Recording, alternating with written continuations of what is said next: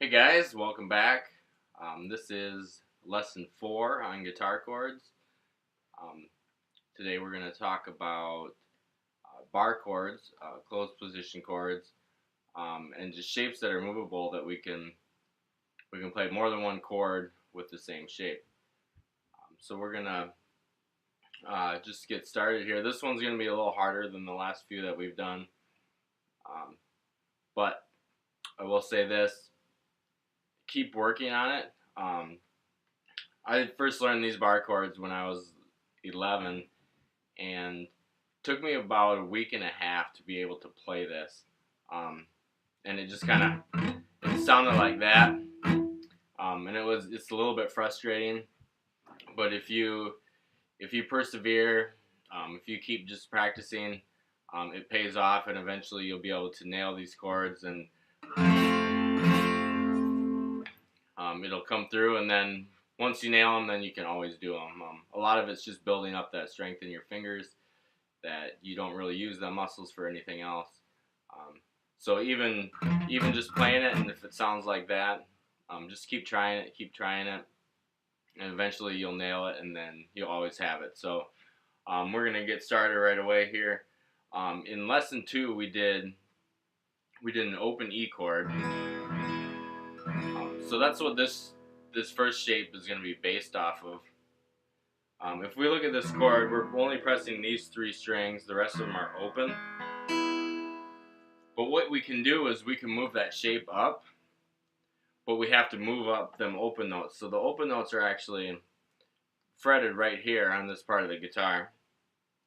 So in order to move that up, we could either use a capo, which I'm going to talk about in detail in another lesson. But so if I move that E shape up and have a capo across the first fret, it moves that chord shape up. And we could do the same thing. We can go up one more.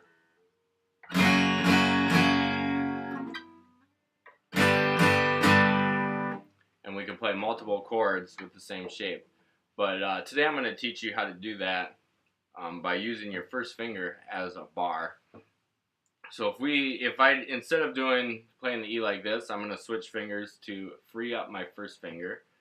So I'm going to play it like this with second, third, and fourth finger, and then my first finger is free. So if this is an E, I'm going to move this up 1 fret, and then I'm going to take my first finger and I'm going to bar across right here. And so I'm actually going to be fretting this string, the 6th string on the first fret, and then the 1st and 2nd strings on the 1st fret with 1 finger.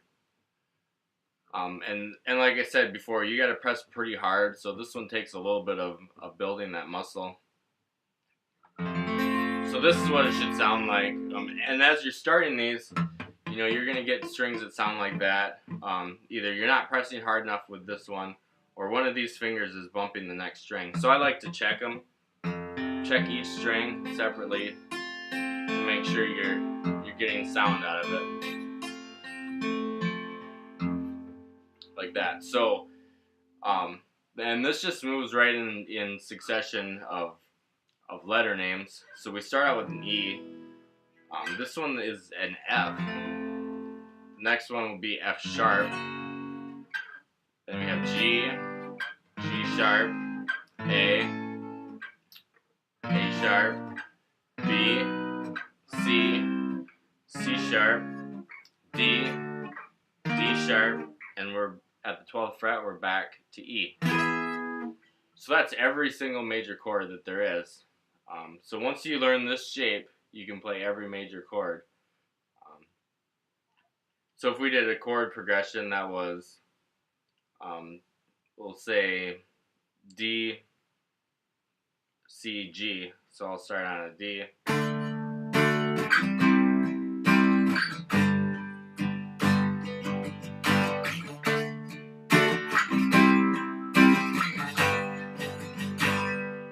So I'm playing 3 different major chords using the same exact shape. And the cool thing is, you may have noticed in lesson 3, we did the E minor. It was like this.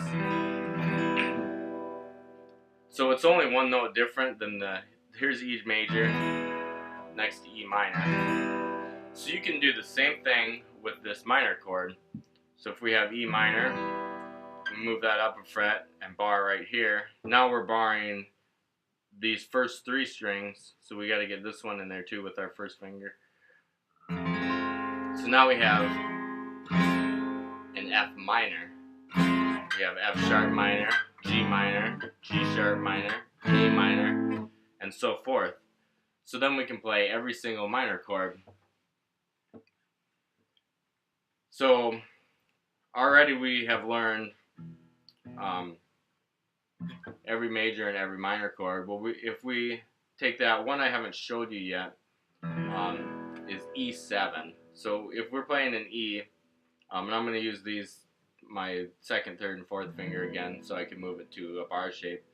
If we play E like this, if we drop this one out of here, drop that 4th string and leave that one open,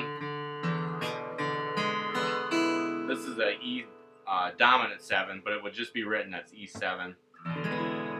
So we can do the same thing with this chord. So we have E7, F7, F sharp 7, G7, G sharp 7, A7, and so forth. So there's all the 7th chords right there. So that's one of the great benefits of this shape, is that you can play any chord.